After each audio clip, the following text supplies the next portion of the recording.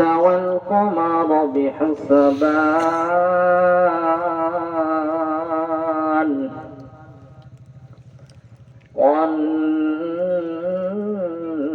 والنجم والشجر يسجدان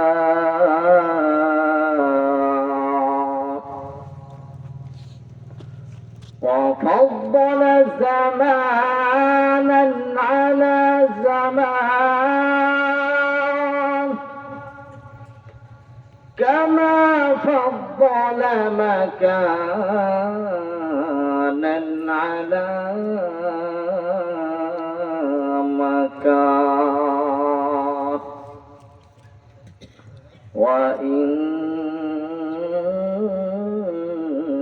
وإنسانا على إنسان ونشهد أن لا إله إلا الله وحده لا شريك له ونشهد أن سيدنا ومولانا محمدا عبده ورسوله أما بعد فأعوذ بالله من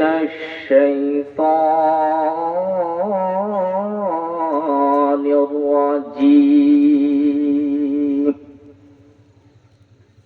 وقال تعالى في كلامه المجيد وفي فرقانه الحميد وقال تعالى في شان حبيبه ومحبوبه آمرا ومخبرا وقال تعالى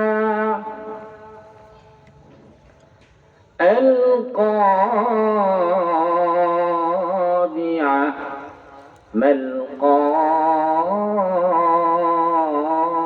القارعة وما أدراك ما القارعة وقال رسول الله صلى الله عليه وسلم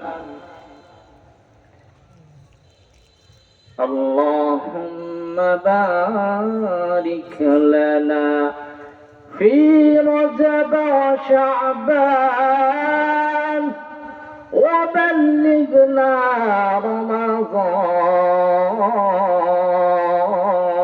رمضان اكزمانا صحبة بأولياء بهتر آس صد سالة طاعت بريا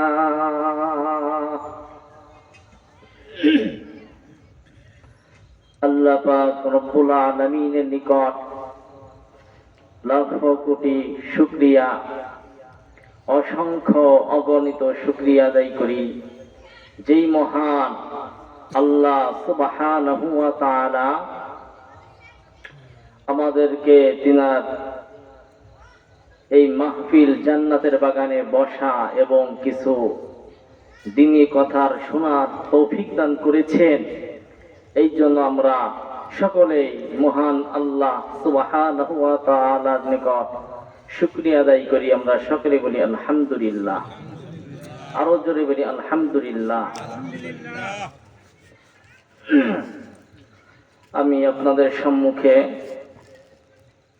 পবিত্র কালামুল্লাহ থেকে যে আয়াতখানা পাঠ করেছি এবং অসংখ্য হাদিসের মধ্য থেকে একটি হাদিস আপনাদের সামনে পেশ করেছি, আল্লাহ সুবহানাহু ওয়া তাআলা তৌফিক দিলে এই বিষয় কিঞ্চিত আলোকপাত করার চেষ্টা করব। মা তৌফিক ইল্লা বিল্লাহ।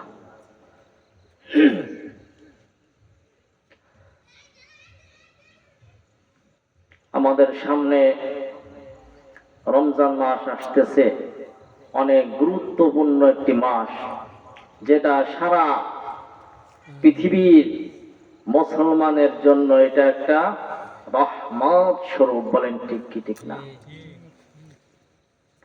এই রমজান মাস আসতেছে, আমাদের এখন থেকেই প্রস্তুতি নিতে হবে। এখন থেকে আমাদের কি নিতে হবে? প্রস্তুতি নিতে হবে। কেমন ভাবে প্রস্তুতি নেবেন? যেমন আমরা দুনিয়াতে যদি আমাদের ছেলে মেয়ে সন্তানাদি বিবাহ ঠিক হয়ে যায়, ঠিক হওয়ার পর থেকে আমরা বিভিন্ন ভাবে সব ধরনের আয়োজনের ব্যবস্থা করা আমরা কি করে দেই? শুরু করে দেই বিবাহের জন্য। বলেন কি ঠিক কিনা?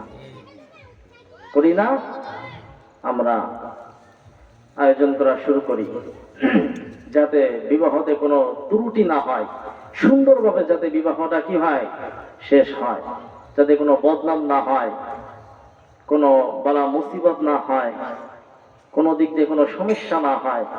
এই জন্য আমরা সুন্দরভাবে আয়োজনের ব্যবস্থা করতে থাকি। তো ঠিক তেমনই ভাবে আমাদের সামনে রমজান মাস আসতেছে, গুরুত্ব সহকারে এখন থেকেই আমাদের প্রস্তুতি গ্রহণ করতে হবে। এবং সামনে শাবান মাস আসতেছে, মানে এটাই শাবান মাস, শাবান মাসে রাত আসতেছে। বলেন ঠিক কি ঠিক না? কালবি একটা কিতাবের মধ্যে একটা ঘটনা আসছে, না বললেই নয়, যে তো সামনে আসতেছে। কারণ আল্লাহ তাআলা তো আমাদের সকলকেই তিনার ইবাদত বন্দেগী করার জন্য সৃষ্টি করছে। বলেন ঠিক কি ঠিক না? তিনার ইবাদত করার জন্য আমাদের সৃষ্টি করছে না? এই জন্য আল্লাহ সুবহানাহু ওয়া তাআলা পবিত্র কালামুল্লাহর মধ্যে বলেন,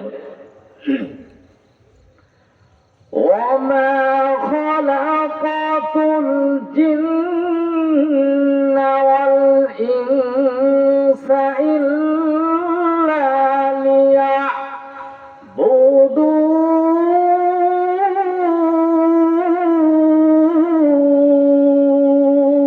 বলেন সুবহানাল্লাহ। আরো জোরে বলেন সুবহানাল্লাহ।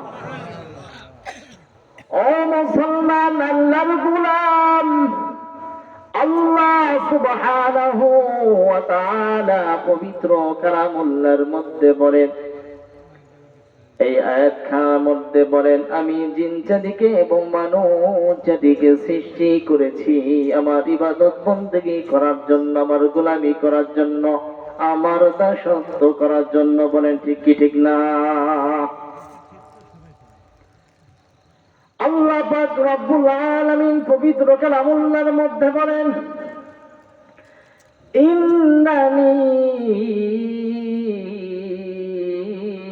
আনা আল্লাহু লা ইলাহা ইল্লা আনা ফা'বুদনি ওয়া আকিমিস সালাতা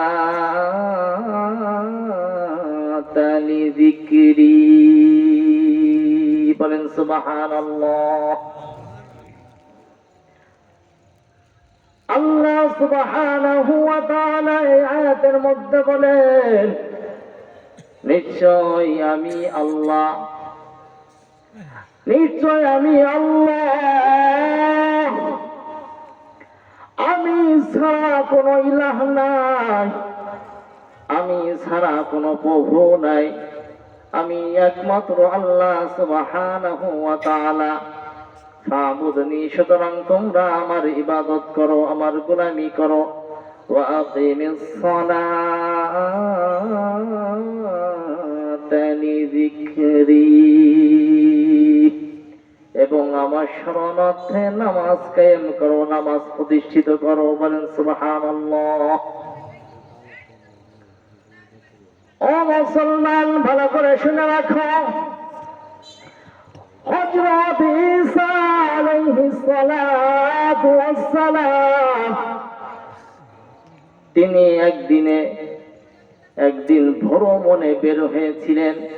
পথিমধ্যে তিনি একটি উঁচু পাহাড় দেখতে পেলেন। ওই পাহাড়ের মধ্যে ওই পাহাড়ের চূড়ায় তিনি একটি পাথর দেখতে পেলেন, সাদা পাথর। এত বেশি সাদা, কিতাবের মধ্যে এসেছে দুধের চাইতেও সাদা একটি পাথর। বলেন সুবহানাল্লাহ। আরো জোরে বলেন সুবহানাল্লাহ। হযরত ঈসা আলাইহিস সালাতু ওয়াস সালাম ওই পাথরটি দেখে, তার সৌন্দর্য দেখে, তার আশেপাশে তার চতুর্পাশ দিয়ে ঘুরতেছে এবং ওই পাথরের সৌন্দর্য দেখে তিনি আশ্চর্যান্বিত হতেছিল এবং হতভম্ব হতেছিল। তিনি হতভম্ব হয়ে গেল। এত সুন্দর একটা পাথর, এত সুন্দর দেখতে, তিনি কেমন যেন পাথর এত ভালো লাগতেছে, পাথরে মায় পড়ে যাচ্ছে, ওখান থেকে আর কোথাও যাইতে মন চাইতেছে না।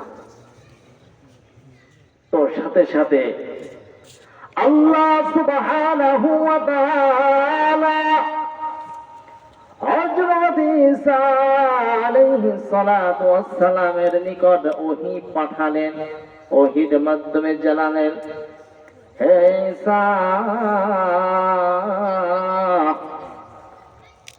তুমি যেই পাথরটি দেখতেছ, তুমি কি চাও এর চাইতে আরো ভালো কিছু তোমাকে দেখাবো? বলেন সুবহানাল্লাহ।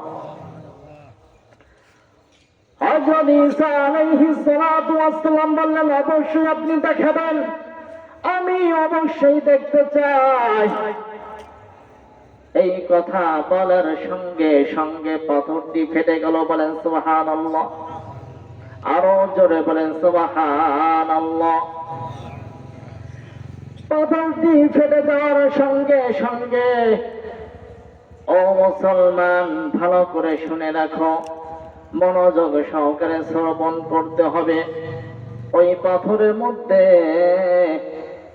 হযরত ঈসা আলাইহিস সালাতু ওয়াস সালাম দেখতে পেল যে একজন বুজুর্গ লোক, একজন বুজুর্গ মানুষ,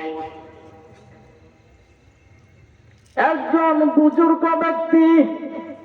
তার পরনে ছিল পশমি জুব্বা, মাথায় ছিল সবুজ পাগড়ি এবং সবুজ ছড়ি।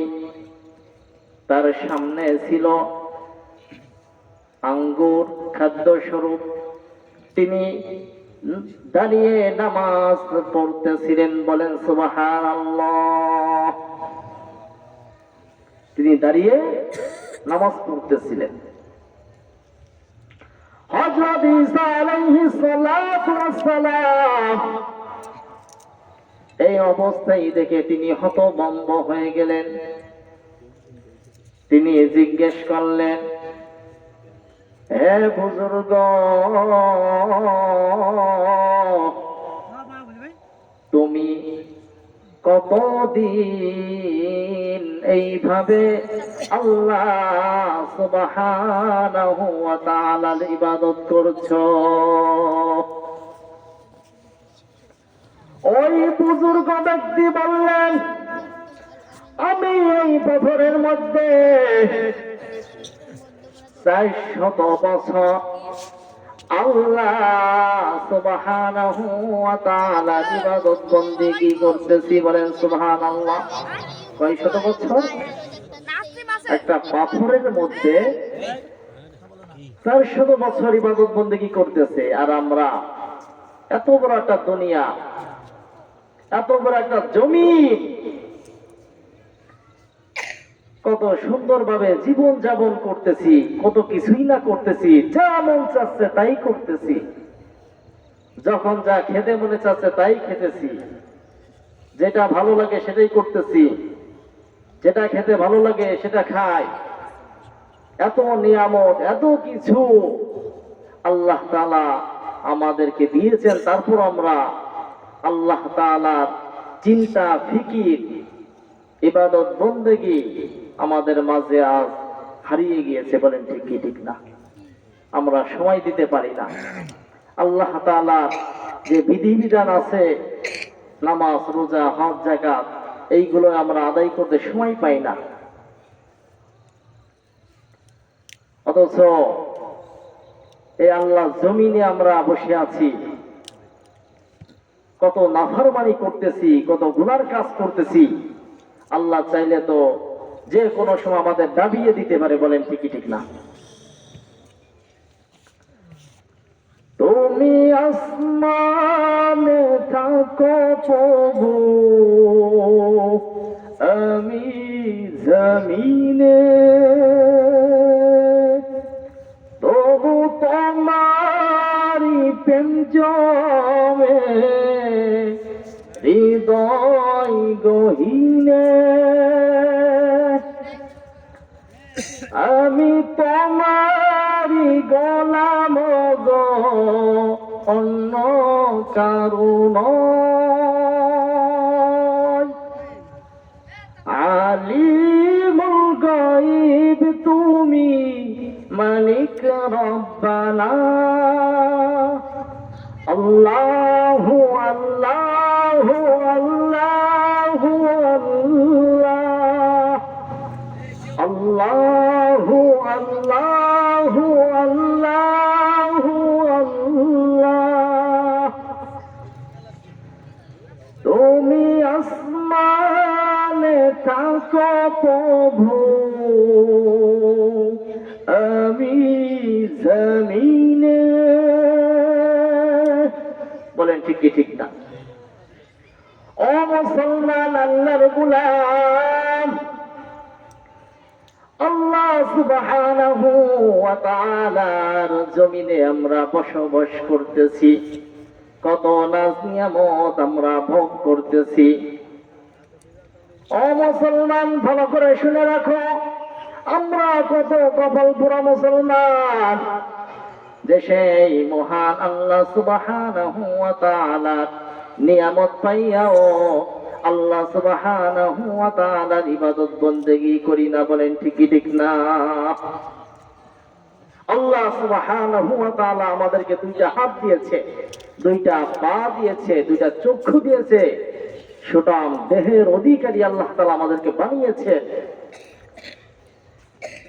এই হাত দিয়ে যখন আপনি ভালো কাজ করবেন, কোরআন পড়বেন, নামাজ পড়বেন, এই দুইটা পা দিয়ে যখন আপনি মাহফিলের ময়দানে যাবেন, মসজিদে যাবেন, ভালো ভালো নেক কাজ করবেন, নেক আমল করবেন, এই চক্ষু দিয়ে যখন আপনি কোরআন শরীফ পাঠ করবেন, ভালো কাজে চক্ষুটাকে ব্যবহার করবেন, আপনার জিহ্বা, জিহ্বা দিয়ে, জবান দিয়ে যখন আপনি ভালো কাজে ব্যবহার করবেন, জিকির আজকার করবেন, তাসবিহ তাহলিল পাঠ করবেন, কোরআন পড়বেন, দোয়া দুরূদ পড়বেন, তখনই আপনার এই শরীরের শুকরিয়া আল্লাহ তাআলার নিকট পরিপূর্ণভাবে আদায় হবে। বলেন ঠিক কি ঠিক না? তো সম্মানিত মুহতারাম হাজিরিন, যে কথা বলতেছিলাম, হযরত ঈসা আলাইহিস সালাতু ওয়াস সালাম এই ঘটনা দেখে হতভম্ব হয়ে গেলেন এবং বলতেছিলেন, হে বুজুর্গ, আপনি এই পাথরের মধ্যে কতদিন আল্লাহ সুবহানাহু ওয়া তাআলার ইবাদত বন্দেগী করতেছেন? ওই বুজুর্গ বললেন, আমি 400 বছর এই পাথরের মধ্যে আল্লাহ সুবহানাহু ওয়া তাআলা তিনার ইবাদত বন্দেগী করতেছি। বলেন সুবহানাল্লাহ। এই ঘটনা দেখে হযরত ঈসা আলাইহিস সালাতু ওয়াস সালাম বললেন, হে আমার প্রভু,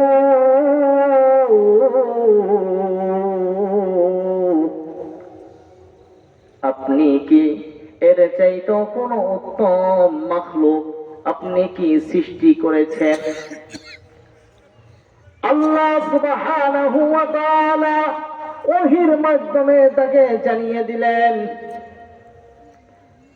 যে বিশ্ব নবী, আমার নবী, আপনার নবী, বিশ্ব নবী জনাবে মুহাম্মদ মুস্তাফা সাল্লাল্লাহু আলাইহি ওয়াসাল্লামের উম্মতের মধ্যে বা তিনার উম্মতের মধ্যে যারা শাবান মাস পেল এবং শাবান মাসের 15 তারিখে যারা ইবাদত বন্দেগী করল, আল্লাহ সুবহানাহু ওয়া তাআলার গোলামি করল, ওই ব্যক্তি ওই 400 বছর ইবাদত বন্দেগীর থেকেও যে শাবান মাসের রাতে আল্লাহ তাআলার ইবাদত বন্দেগী করবে, ওই ব্যক্তি আল্লাহ সুবহানাহু ওয়া তাআলার নিকট অধিক অধিক উত্তম। বলেন সুবহানাল্লাহ। আরো জোরে বলেন সুবহানাল্লাহ। আল্লাহ তাআলা আমাদেরকে অতি ভালোবাসেন, অতি মহব্বত করেন। এই কারণে আল্লাহ সুবহানাহু ওয়া তাআলা আমাদেরকে বিশ্ব নবীর উম্মত হিসেবে দুনিয়াতে পাঠিয়েছেন। বলেন ঠিক ঠিক না? কারণ আমরা অনেক ভাগ্যবান যে তো বিশ্ব নবীর উম্মত হতে পেরেছি। বলেন ঠিক ঠিক না? এই জন্য বেশি থেকে বেশি আল্লাহ সুবহানাহু ওয়া তাআলার নিকট দোয়া করতে হবে, শুকরিয়া আদায় করতে হবে এবং সমস্ত ভালো কাজগুলো করতে হবে। তিনার হুকুম আহকাম বিধিবিধান অনুযায়ী আমাদের চলতে হবে। বলেন ঠিক ঠিক না? তাহলে আপনি অবশ্যই অবশ্যই কাল কিয়ামতের দিন আল্লাহ তাআলা আমাদেরকে অবশ্যই অবশ্যই জান্নাতের ফয়সালা করে দিবেন। বলেন ঠিক ঠিক না? যদি ভালো কাজ করতে পারেন তাহলে অবশ্যই অবশ্যই আল্লাহ তাআলা আমাদেরকে কি দিবেন? জান্নাত দিবেন। এই জন্য আমাদের প্রকৃত মুমিন হতে হবে, মুত্তাকি হতে হবে, তাহলে আল্লাহ তাআলা আমাদেরকে জান্নাত দিয়ে দিবেন। বলেন সুবহানাল্লাহ।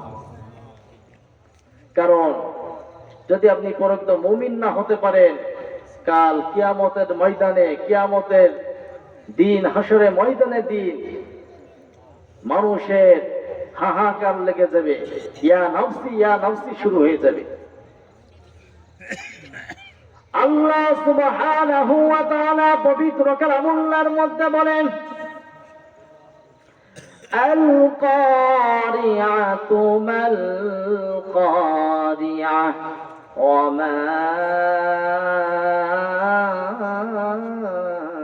আদরাকা মাল কারিআহ। সকলে বলেন সুবহানাল্লাহ। আরো জোরে বলেন সুবহানাল্লাহ। কিয়ামতের দিন যখন কিয়ামত শুরু হয়ে যাবে, কোরআনের মধ্যে এসেছে আল্লাহ সুবহানাহু ওয়া তাআলা ইসরাফিল আলাইহিস সালাতু ওয়াস সালামকে সৃষ্টি করেছেন তিনটা ফুৎকার দেওয়ার জন্য। একজন ফেরেশতা আছে, তার নাম ইসরাফিল আলাইহিস সালাতু ওয়াস সালাম। হাদিসের মধ্যে এসেছে তার পা দুইটা হচ্ছে জমিনে আর তার মাথাটা হচ্ছে প্রথম আসমানের উপরে। বলেন সুবহানাল্লাহ। এই সূরাতুল কারিয়া এর তাফসীরে এমন ভাবে এসেছে, যদি কেউ এই সূরা পড়ে তাহলে সে মনে করবে যেন সে স্বচক্ষে কেমন যেন কিয়ামতের লাইফটা সে দেখতে পাচ্ছে। বলেন সুবহানাল্লাহ। ও মুসলমান, আল্লাহর গোলাম, ইসরাফিল আলাইহিস সালাতু ওয়াস সালাম যখন সিংহায় ফুৎকার দিবে, একটা ফুৎকার যখন দিবে,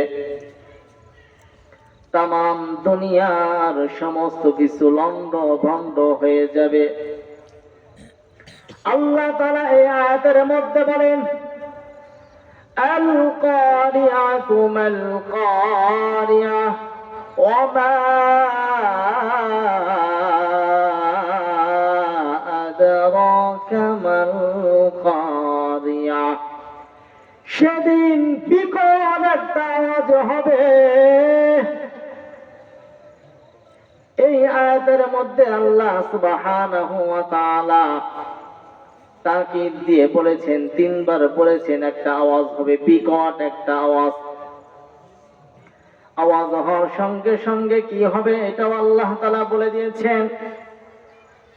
আল্লাহ সুবহানাহু ওয়া তাআলা পবিত্র কালামুল্লাহর মধ্যে বলেন, ইয়াউমা ইয়াকুনুন নাসু কাল ফারাশিল মাবসুস। মানুষ সেদিন বিক্ষিপ্ত পতঙ্গের ন্যায় হবে। বিক্ষিপ্ত পতঙ্গের ন্যায় ছুটাছুটি করতে থাকবে। কি কষ্টের দিন হবে সেদিন। কেউ কাউকে চেনবে না, কেউ কাউকে চেনবে না, কেউ কাউকে পরিচয় দেবে না। আজ দুনিয়াতে আমার ছেলে আছে, মেয়ে আছে, সন্তান সন্তানাদি, স্ত্রী, বাবা, দাদা দাদি, নানা নানি, কত আপন মানুষ দুনিয়াতে আছে, কিন্তু কাল কিয়ামতের ময়দানে কেউ কাউকে চেনবে না। কতই না কষ্ট হবে সেদিন। এরপরে আল্লাহ তাআলা বলেন, وَتَكُونُ الْجِبَالُ كَالْعِهْنِ الْمَنفُوشِ।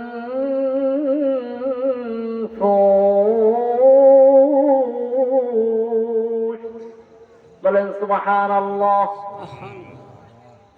পাহাড়গুলো ধ্বনিত তোলার ন্যায় উঠতে থাকবে। পাহাড়গুলো উঠতে থাকবে। আমরা দেখি শীতকালে যখন তুলা রোদে দেওয়া হয়, যখন তুলা লাঠিতে পিটানো হয়, কিছু তুলা আছে উঠতে থাকে ভাসমান, ফু দিলে আরো উঠতেই থাকে, উঠতেই থাকে। তো এইভাবে পাহাড়গুলো তুলার ন্যায় উঠতে থাকবে। এইভাবে পাহাড়গুলো তুলার ন্যায় উঠতে থাকবে। এই জন্য আল্লাহ সুবহানাহু ওয়া তাআলা সূরাতুল হাক্কার মধ্যে বলতেছেন, ওয়া নুফিখা ফিস সূরি নাফখাতুন ওয়াহিদা فإذا نفخ في الصور نفخة واحدة। যখন ইসরাফিল আলাইহিস সালাতু ওয়াস সালাম সিংহায় ফুৎকার দিবে, একটা ফুৎকার, কয়টা? একটা। তখন মানুষ বিক্ষিপ্ত পতঙ্গের ন্যায় দৌড়াইতে থাকবে। পাহাড়গুলো ধ্বনিত তোলার ন্যায় উঠতে থাকবে এবং আসমান ভেঙে জমিনে পড়তে থাকবে। আসমান জমি সবকিছু ভেঙে চূর্ণ বিচূর্ণ হয়ে যাবে।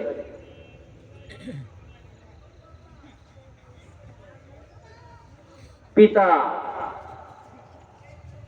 তার ছেলেকে চিনবে না, ছেলে তার পিতাকে চিনবে না।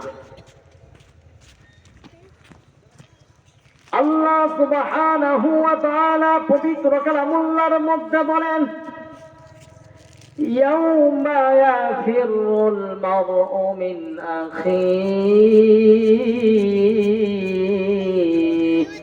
ওয়া উম্মিহি ওয়া আবিহি ওয়া সাহিবাতিহি ওয়া বানিহি لكل امرئ منهم يومئذ شأن يغنيه। এই কথা কইছ না, চুপ করে খা। মা তার ছেলেকে চিনবে না, ভাই তার ভাইকে চিনবে না, স্ত্রী তার স্বামীকে চিনবে না, স্বামী তার স্ত্রীকে চিনবে না। সবাই শুধু ইয়া নাফসি বলতে বলতে ছুটতে থাকবে। মা তার দুধের শিশুকে রেখে পলায়ন করবে এবং যখন আসমান জমিন চূর্ণ বিচূর্ণ হয়ে যাবে, ওই বিকট আওয়াজে গোটা পৃথিবী কাঁপতে থাকবে, চূর্ণ বিচূর্ণ হয়ে যাবে। গর্ভবতী মা 2 মাসের গর্ভে 3 মাস 4 মাস 5 মাস যেই শিশুটা হাত পাও গজায় নাই, চোখটাও এখনো ফোটে নাই, ওই আওয়াজের কারণে, বিকট আওয়াজের কারণে ডাক্তার নার্স ছাড়াই সাথে সাথে ডেলিভারি হয়ে যাবে। বলেন সেদিনের অবস্থা কি হবে? ও মুসলমান, আল্লাহর গোলাম, আল্লাহ সুবহানাহু ওয়া তাআলা পবিত্র কালামুল্লাহর মধ্যে বলেন, ওয়াহুমিলাতিল আরদু ওয়াল জিবালু ফাদুক্কাতা দাক্কাতাও ওয়াহিদা। জমিন এবং পাহাড় গুলো এক ধাক্কায় চূর্ণ বিচূর্ণ হয়ে যাবে, দুনিয়াতে কিছুই অবশিষ্ট থাকবে না। ভূমিকম্প শুরু হয়ে যাবে, সাগরের মধ্য দিয়ে দাউ দাউ করে আগুন চলতে থাকবে। দুনিয়াতে আগুন লেগে গেলে আমরা পানি দিয়ে নিভাই, আর পানির মধ্যে আগুন লাগলে কি দিয়ে নিভাবো? এই ভূমিকম্প শুরু হয়ে যাবে। আর একেই যখন ইসরাফিল আলাইহিস সালাতু ওয়াস সালাম প্রথম ফুৎকার দেওয়ার সঙ্গে সঙ্গে বিকট আওয়াজ যখন শুরু হবে, তখনই কিয়ামত শুরু হয়ে যাবে। হাদিসের মধ্যে এসেছে, আপনি খাবারের লোকমা মুখে নিতে যাবেন, গালে নেওয়ার আগেই কিয়ামত ঘটে যাবে। শপিং মহলে শপিং করতেছেন, দামাদামি করতেছেন, এর মধ্যেই কিয়ামত ঘটে যাবে। এক গিলাস পানি খাওয়ার জন্য পানিটা হাতে নেবেন, মুখে নেওয়ার পূর্বেই কিয়ামত ঘটে যাবে। এরপরে আল্লাহ তাআলা বলেন, فَيَوْمَئِذٍ وَقَعَتِ الْوَاقِعَةُ। সেদিন এই কিয়ামত অবশ্যই অবশ্যই ঘটবে। এই ঘটনা সেদিনকেই ঘটে যাবে, কেউ ঠেকাইতে পারবে না, কেউ রেহাই পাবে না, কেউ বাধা সৃষ্টি করতে পারবে না। সেদিন এই ঘটনা অবশ্যই অবশ্যই ঘটবে। وانشقت السماء فهي يومئذ واهية। আসমান সেদিন বিদীর্ণ হয়ে যাবে, চূর্ণ বিচূর্ণ হয়ে যাবে। আল্লাহ তাআলা কোরআনের মধ্যে বলতেছেন, আমরা সরাসরি কোরআন থেকেই শুনবো। সেদিন সবকিছু উলট পালট হয়ে যাবে। আমরা যেখানে বসে রয়েছি সেদিন এইভাবে বসে থাকতে পারবো না। সেদিন সবকিছু উলট পালট হয়ে যাবে। একটু চিন্তা করেন, ফিকির করেন, মনে করেন সেই কিয়ামত এখন ঘটে গিয়েছে। দেখবেন আপনি এই মাহফিল থেকে পরিপূর্ণ মুমিন হয়ে বাড়িতে যাবেন। বলেন ঠিকই ঠিক না? কারণ মৃত্যুর কথা স্মরণ হলে, কিয়ামতের কথা স্মরণ হলে মানুষ যতই কঠোর হোক না কেন, অবশ্যই অবশ্যই তার মন গলবে। কারণ মৃত্যু যে আমাদের সকলেরই হবে, মৃত্যুর স্বাদ যে আমাদের সকলের গ্রহণ করতে হবে, এটা আমরা মানি আর না মানি, এই মৃত্যু থেকে আমরা কেউ বাঁচতে পারবো না, কেউ রেহাই পাবো না। মৃত্যুর স্বাদ সকলেরই গ্রহণ করতে হবে। আল্লাহ সুবহানাহু ওয়া তাআলা এর পরের আয়াতের মধ্যে বলতেছেন, ওয়াল মালাকু আলা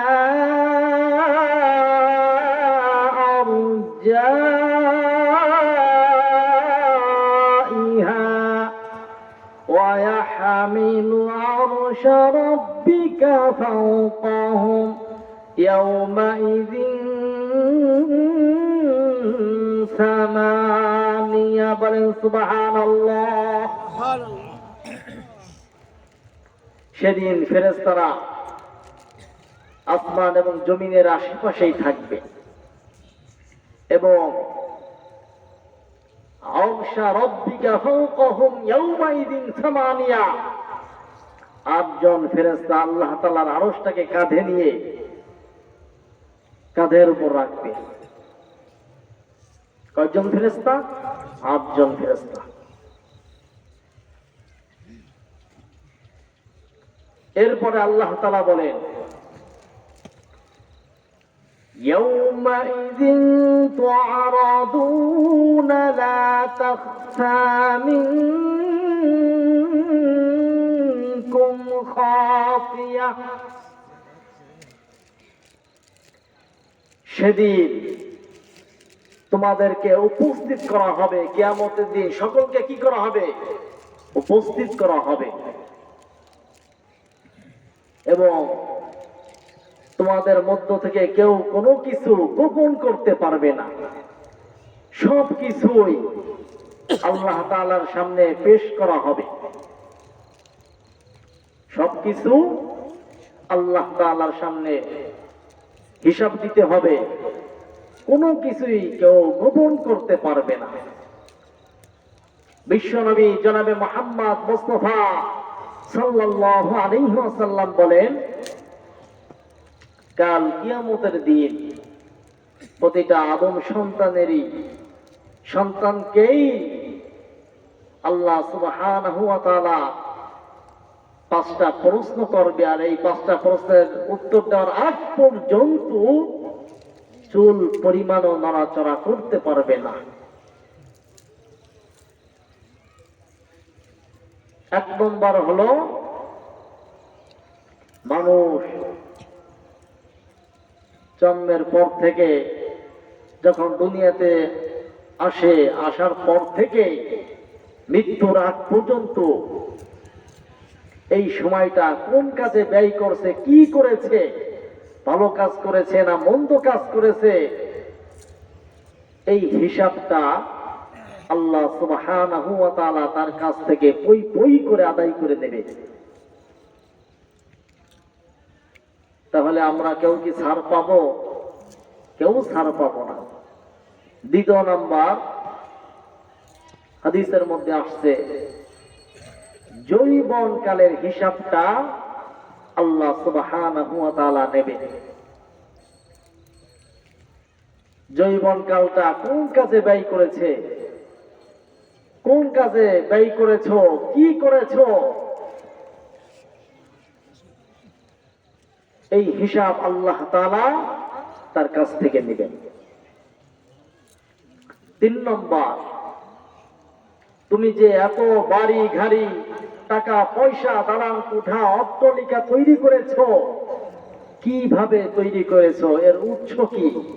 ইনকাম কি? এই হিসাবটা আল্লাহ তাআলার কাছে দিতে হবে। এবং 4 নম্বর, এই সম্পদ কোন কাজে ব্যয় করেছো, এই হিসাব আল্লাহ তাআলার কাছে দিতে হবে। এই জন্য আল্লাহ তাআলা আমাদেরকে, যাদেরকে ধন দৌলত সম্পদ দিয়েছেন, এই সম্পদগুলো ভালো কাজে ব্যয় করতে হবে। মসজিদ, মাদ্রাসা, এরপরে ভালো যত দিকগুলো আছে, এই কাজে আমাদের কি করতে হবে? ব্যয় করতে হবে, খরচ করতে হবে। তাহলে অবশ্যই অবশ্যই আল্লাহ আমাদের হিসাবকে কি করে দেবেন? সহজ করে দেবেন। 5 নম্বর, তুমি যে এলেম শিক্ষা করেছো, অর্জন করেছো, এই এলেম অনুযায়ী তুমি এলেমটাকে কোন কাজে ব্যয় করেছো, কোন কাজে খরচ করেছো, এলেম অনুযায়ী তুমি কি কাজ করেছো, এই হিসাব আল্লাহ তাআলা অবশ্যই অবশ্যই প্রতিটা বান্দার কাছ থেকেই পই করে হিসাব নেবেন। এই জন্য আল্লাহ সুবহানাহু ওয়া তাআলা এই আয়াতের মধ্যে বলেন,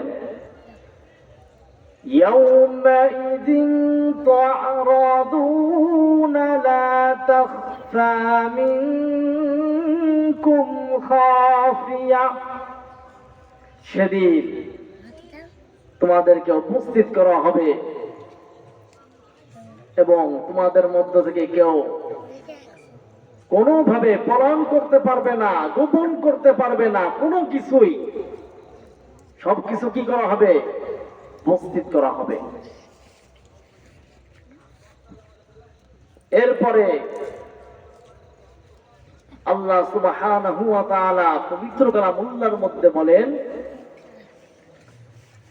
فَأَمَّا مَنْ أُوتِيَ كِتَابَهُ بِيَمِينِهِ فَيَقُولُ هَاؤُمُ اقْرَءُوا كِتَابِيَهْ,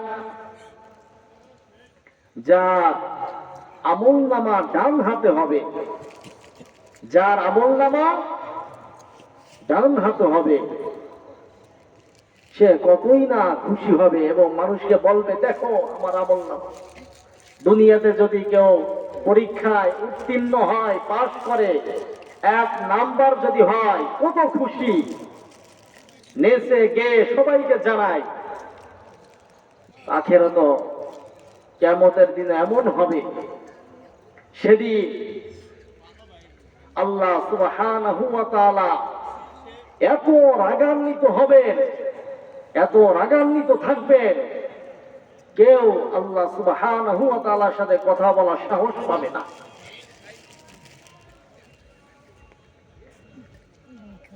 তো যে কথা বলতেছিলাম,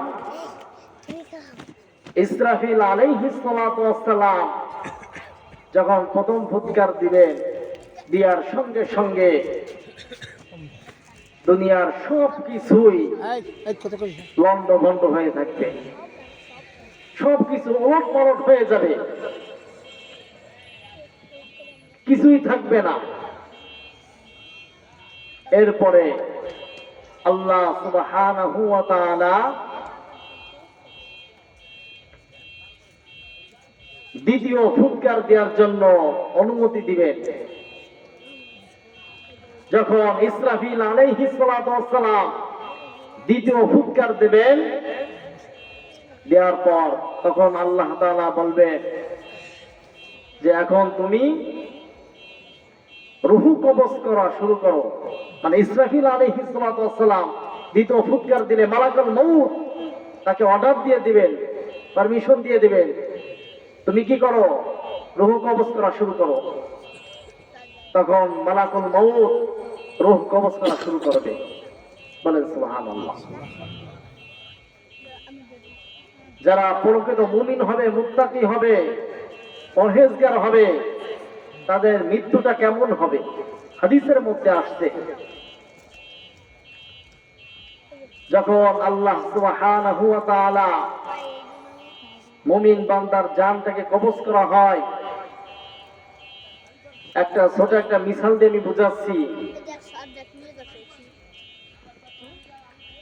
যে পাখি যেমন তার খাঁচা থেকে বের হওয়ার জন্য যেমন ছটফট করে,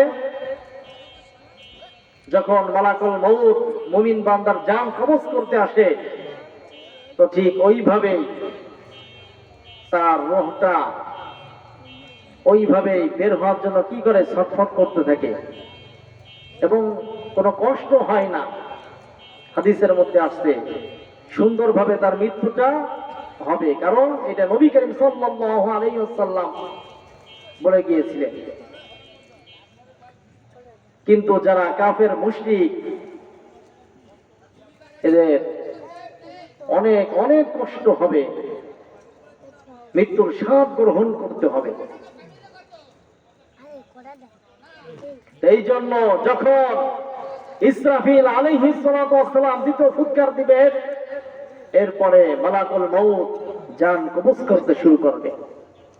কবজ করতে করতে সব কিছু খতম করে ফেলবে, কিছুই থাকবে না, কিছুই থাকবে না। আল্লাহ তাআলার কাছে যাবেন, আল্লাহ সব শেষ। কুল্লু মান আলাইহা ফান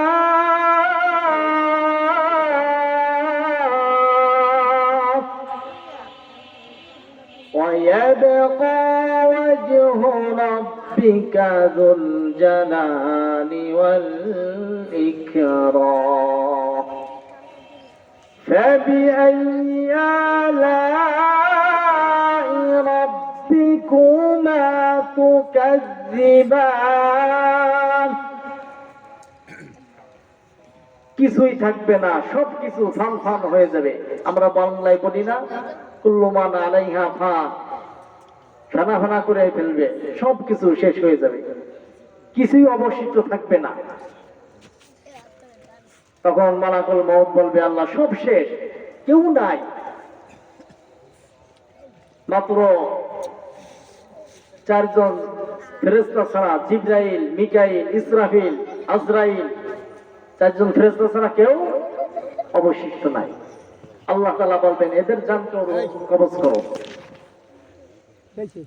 তখন এদের জানকে ইসরাফিল আলাইহিস সালাতু ওয়াস সালাম জানকে কি করবে, কবজ করবে। ভালো করে শুনে রাখো। এরপরে যখন আল্লাহ সুবহানাহু ওয়া তাআলার নিকট মালাকুল মউত যাবে, তখন আল্লাহ তাআলার কাছে বলবেন, আল্লাহ এখন আমি আপনি ছাড়া আর দুনিয়াতে কেউ নাই, কোনো কিছুই নাই, সব কিছুই লন্ডভন্ড হয়ে গেছে, সকল জিন ইনসান সব কিছু জান কি করা হয়েছে, কবজ করা হয়ে গেছে। ও মুসলমান, আল্লাহর গোলাম, ভালো করে শুনে রাখো, মনোযোগ সহকারে শ্রবণ করতে হবে। তখন আল্লাহ সুবহানাহু ওয়া তাআলা তিনি বলেন, এখন তুমি তোমার জানকে কবজ করো, রূহটাকে কবজ করো। তখন যদি মালাকুল মউত যদি জানতো যে আমার নিজের জান নিজেই কবজ করতে হবে, তাহলে কখনো সে এই জান কবজ করার দায়িত্ব সে নিত না। তখন হাদিসের মধ্যে আসছে, মালাকুল মউত বিকট একটা আওয়াজ দিবে, এত জোরে চিৎকার করবে যে নিজের জানটাকে যে কবজ করা কত কষ্ট। যদি ইসরাফিল আলাইহিস সালাতু ওয়াস সালাম যদি ফুৎকার না দিত, তাহলে এই মালাকুল মাউতের আওয়াজে গোটা পৃথিবী লণ্ডভণ্ড হয়ে যেত। এরপরে মালাকুল মাউত নিজের জানটাকে কি করবে? কবজ করবে। তাই সুতরাং আমরা কেউ মৃত্যুর হাত থেকে রেহাই পাবো না, বাঁচতে পারবো না। আল্লাহ সুবহানাহু ওয়া তাআলা পবিত্র কালামুল্লাহর মধ্যে বলেন, কুল্লু নাফসিন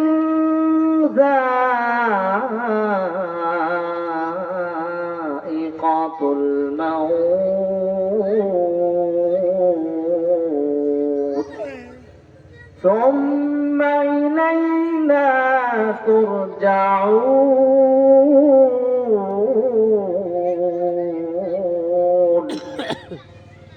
প্রতিটা প্রাণীরই মৃত্যুর স্বাদ গ্রহণ করতে হবে এবং পরকালে আমার নিকট উপস্থিত হতে হবে। ও মুসলমান, আয়াতের মধ্যে আল্লাহ সুবহানাহু ওয়া তাআলা বলেন, কুল্লু নাফসিন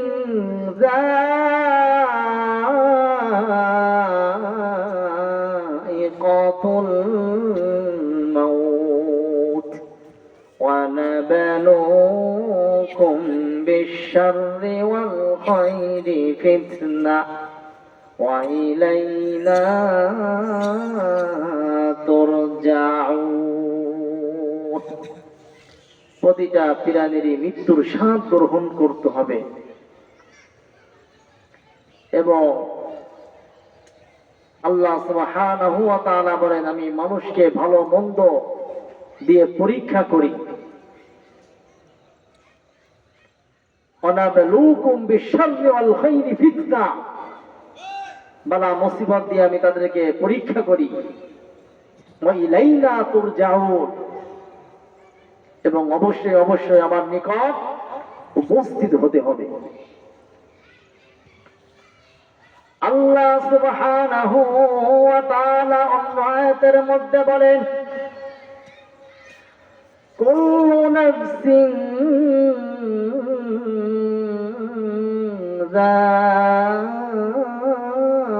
যায়িকাতুল মাউত ওয়া ইন্নামা তুওয়াফাউনা উজুরাকুম ইয়াওমাল কিয়ামাহ ফামান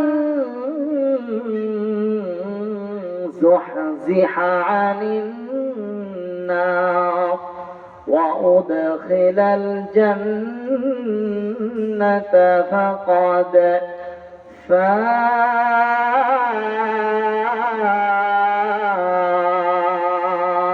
فاز وما الحياة الدنيا إلا متاع الغرور।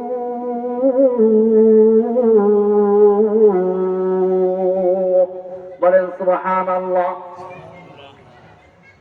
আল্লাহ সুবহানাহু ওয়া তাআলা পবিত্র কালামুল্লাহর মধ্যে বলেন, প্রতিটা প্রাণীর মৃত্যুর স্বাদ গ্রহণ করতে হবে এবং কাল কিয়ামতের দিন হাসরের ময়দানে প্রতিটা মানুষের আমলের বদলা পরিপূর্ণভাবে দেওয়া হবে। ভালো কাজ করলে ভালো প্রতিদান আল্লাহ সুবহানাহু ওয়া তাআলা আমাদেরকে দেবেন। বলেন ঠিক কি ঠিক না? খারাপ কাজ করলে অবশ্যই অবশ্যই তারও প্রতিদান আল্লাহ আমাদেরকে দেবেন। ওয়া উদখিলাল জান্নাতা ফাকাদ ফাস, এবং যাকে জাহান্নাম থেকে দূরে রাখা হবে এবং জান্নাতে দেওয়া হবে, ফাকাদ ফাস, সেই হলো সফল হবে, সফল কামিয়াবি হবে, সে ধন্য হয়ে যাবে। বলেন সুবহানাল্লাহ। আর এই দুনিয়াটা হলো ধোঁকা ছাড়ার কিছুই নয়। বিশ্বনবী জনাবে মুহাম্মদ মুস্তাফা সাল্লাল্লাহু আলাইহি ওয়াসাল্লাম বলেন, হুব্বুদ দুনিয়া রাসু কুল্লি খাতিয়া দুনিয়ার মায়া মোহাব্বত সবকিছু হচ্ছে, সবকিছু মায়া মোহাব্বত ধ্বংসের মূল। দুনিয়ার মায়ায় পড়ে মোহে পড়ে আমরা সবকিছু ভুলে গিয়েছি। এই জন্য সদা সর্বদা আমাদের আল্লাহ সুবহানাহু ওয়া তাআলাকে স্মরণ করতে হবে, মৃত্যুর কথা স্মরণ করতে হবে। তাহলে অবশ্যই অবশ্যই আমরা প্রকৃত মুমিন হতে পারবো। আল্লাহ তাআলা কাজ আমরা সুন্দরভাবে করতে পারবো। ভালো কাজ করার আশা আকাঙ্ক্ষা আমাদের মনে জাগবে। ও মুসলমান, আল্লাহর গোলাম, আল্লাহ সুবহানাহু ওয়া তাআলা পবিত্র কালামুল্লাহর মধ্যে বলেন, فَأَمَّا مَنْ أُوتِيَ كِتَابَهُ بِيَمِينِهِ কিয়ামতের দিন, হাসরের ময়দানের দিন, যার আমলনামা ডান হাতে হবে সে সফল হবে এবং সে বলবে, فَيَقُولُ هَاؤُمُ اقْرَءُوا كِتَابِيَهْ, তোমরা পড়ে দেখো আমার আমলনামা। কত খুশি নয় হবে। এবং সে বলবে, ইন্নী যানাতু আন্নী মুলাকিন হিসাবিয়া, নিশ্চয় আমি ধারণা করেছিলাম যে আল্লাহ সুবহানাহু ওয়া তাআলার সাথে আমার সাক্ষাৎ হবে, হিসাব হবে। আমি এটা ধারণা করেছিলাম, আমি জানতাম। فهو في عيشة راضية। ও মুসলমান, আল্লাহর গোলাম, যার আমলনামা ডান হাতে হবে তার জীবনটা ধন্য হয়ে যাবে, সে জান্নাতি হয়ে যাবে। আল্লাহ সুবহানাহু ওয়া তাআলা পবিত্র কালামুল্লাহর মধ্যে বলেন, فهو في عيشة راضية, সে সুখে শান্তিতে জীবন যাপন করবে। বলেন সুবহানাল্লাহ। সে সুখে শান্তিতে জীবন যাপন করবে। বলেন সুবহানাল্লাহ। কিসে সুখে শান্তিতে জীবন যাপন করবে? আল্লাহ সুবহানাহু ওয়া তাআলা বলেন, ফি জান্নাতিন আলিয়া, সুউচ্চ জান্নাতে সুখে শান্তিতে কি করবে? জীবন যাপন করবে। বলেন সুবহানাল্লাহ। কুলু ওয়াশরাবু হানিআন বিমা আসলাফতুম ফিল আইয়ামিল খালিয়া।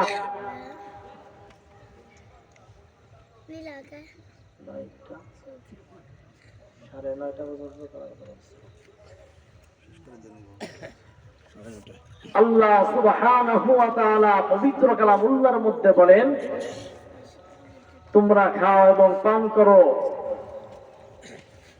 এই নাজ নিয়ামত তোমরা ভক্ষণ করো, কারণ এটা তোমাদের জন্য এই জন্যই দেওয়া হয়েছে। দুনিয়াতে তোমরা কত কষ্ট করেছো, আল্লাহ তাআলার ইবাদত বন্দেগী করেছো, এই জন্য এই পরকালে তোমাদেরকে